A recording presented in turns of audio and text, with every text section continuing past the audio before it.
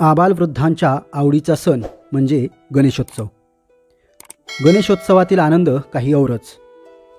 गणपती विसर्जन हा प्रत्येक गणेशप्रेमींना हळवा करतो.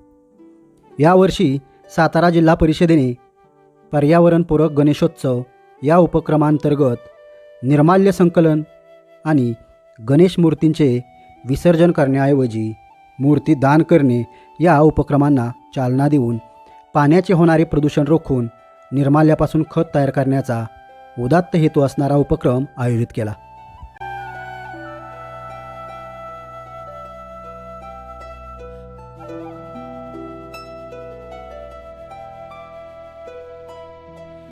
जिल्ह्यात या उपक्रमाला उत्स्फूर्त असा प्रतिसाद मिळाला. बऱ्याच ठिकाणी अनेक सामाजिक संस्थांनीही निर्माल्यापासून खत निर्मिती या उपक्रमाला प्राधान्य देऊन पर्यावरणपूरक गणेशोत्सव या उपक्रमाला मोलाचा हातभार लावला.